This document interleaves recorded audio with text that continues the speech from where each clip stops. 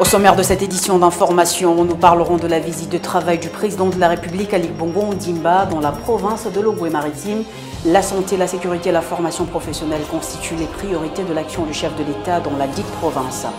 Ce 28 septembre, les journalistes ont reçu une formation sur la gouvernance forestière du FSC, placée sous le thème « Présenter le rôle de la certification dans la gestion responsable des forêts au Gabon » dans un rapport journalistique à suivre dans un instant. Voilà pour les titres, mesdames et messieurs, bienvenue dans cette édition du soir. Comme annoncé en titre, le chef de l'État était dans la province de l'Ogooué-Maritime pour une visite de travail. Le numéro 1 gabonais a profité à visiter le centre hospitalier régional de la localité qui abrite un centre d'hémodialyse. Élément de reportage avec Sabrina Messi et Diane Borobo. La santé, la sécurité et la formation professionnelle constituent les priorités de l'action du chef de l'État dans la province de l'Ogooué-Maritime.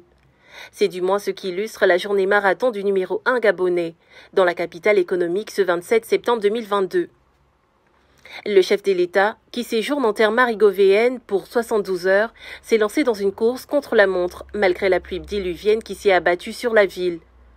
Le numéro 1 gabonais a tenu à visiter le centre hospitalier régional de la localité, lequel abrite un centre d'hémodialyse flambant neuf. Un centre construit dans le cadre de la mise en œuvre des services sanitaires de proximité dans la localité, dont la prise en charge des malades du rein.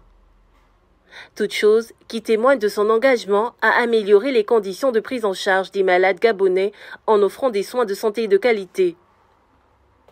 Outre la visite de l'hôpital régional, le chef de l'État a visité la base navale en sa qualité de chef suprême des forces de défense et de sécurité, où il a échangé avec les responsables de la Marine nationale.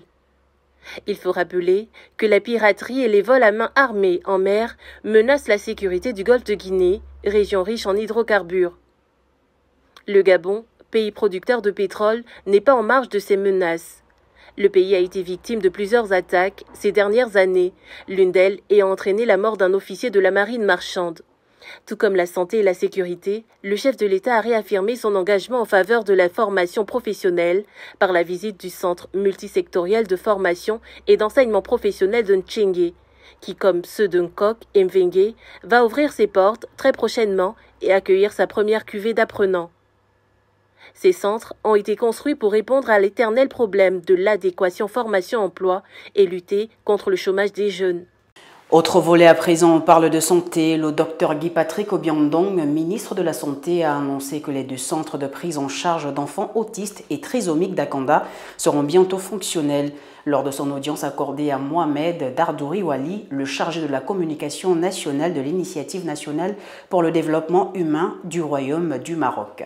Parlons à présent de la formation des journalistes sur la gouvernance forestière du FSC dans le cadre de la semaine des forêts FSC qui se déroule du 24 au 30 septembre 2022.